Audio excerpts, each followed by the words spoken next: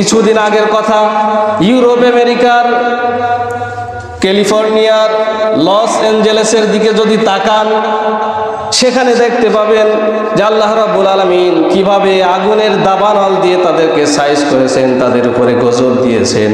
আমার ভাইরা, ফিলিস্তিনের মাটিতে আগুন ধরানোর জন্য, বোম ফেলানোর জন্য সবচেয়ে বেশি যেই দেশটা সাহায্য করেছিল, সৈন্য দিয়ে সাহায্য করেছিল, গোলাবারুদ দিয়ে সাহায্য করেছিল, সেই দেশের নাম আমেরিকা।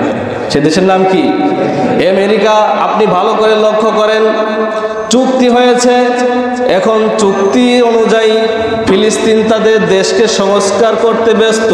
ঠিক এমন মুহূর্তে আল্লাহ রাব্বুল আলামিন ওই আমেরিকাকে এমনভাবে ধরলেন, তাদের বিমান বাহিনীতে বিমানের কোনো কমতি ছিল না, হেলিকপ্টারের কোনো কমতি ছিল না, তাদের ফায়ার সার্ভিসের কোনো কমতি ছিল না, সেনা সদস্যের কোনো কমতি ছিল না। আধুনিক যন্ত্রপাতি দিয়ে তাদের দেশ ভরে ফেলেছে। আমার প্রিয় ভাইয়েরা, সমস্ত প্রকারের শক্তি নিয়ে তারা আগুন নিভাতে চেষ্টা করেছে, কিন্তু আল্লাহ রাব্বুল আলামিন আগুনটা ধরাইছে কে? আগুনটা ধরাইছে কে? আল্লাহ। আল্লাহ রাব্বুল আলামিন আগুন ধরালেন। কতদিন পর্যন্ত চলবে, কত ঘন্টা চলবে, কত সেকেন্ড চলবে, সেটাও আল্লাহ তাআলা নির্ধারণ করে দিয়েছেন।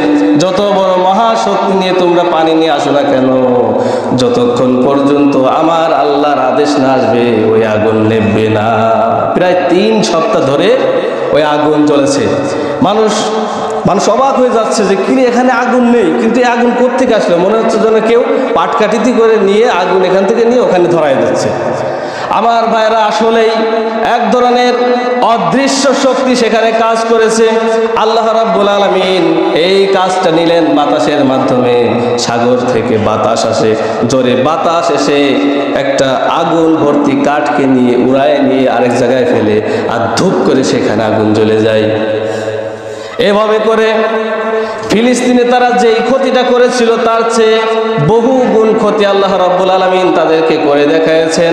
পৃথিবীতে যত বলিউড আছে, যত নায়ক নায়িকারা আছে, গায়িকারা আছে, এরা ওই শহরে যে ফ্ল্যাট কেনে, ওই শহরে বাড়ি করে, সেখানে রিসোর্ট করে, সেখানে সুইমিং পুল করে, সেখানে ব্যবসা করে, মদের ব্যবসা করে, নাচ গান করে, ক্লাব তৈরি করেছে।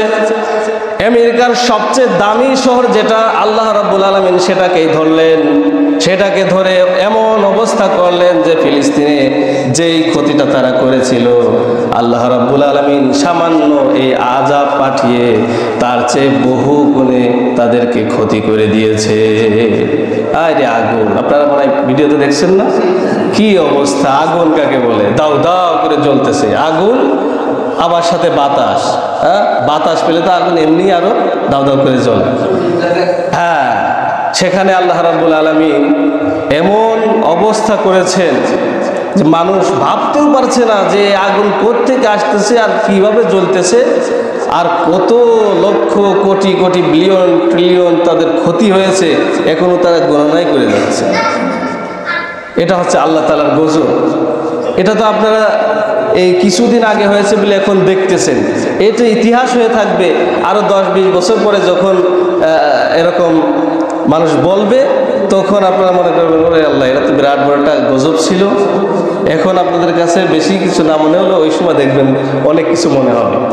তো প্রিয় ভাইয়েরা আমার, আল্লাহ রাব্বুল আলামিন এভাবে বান্দাদেরকে সতর্ক করেছেন, এবং যখন বান্দারা তার এই সতর্ককে ভুলে যে বিপথে চলে যায়, তখন আল্লাহ রাব্বুল আলামিন সতর্ক করেন এবং তার সাথে বালা মুসিবত প্রেরণ করেন। কোন কারণে? এই বালা থেকে, এই বিপদ থেকে যাতে করে মানুষ কি নিতে পারে? শিক্ষা নিতে পারে। প্রিয়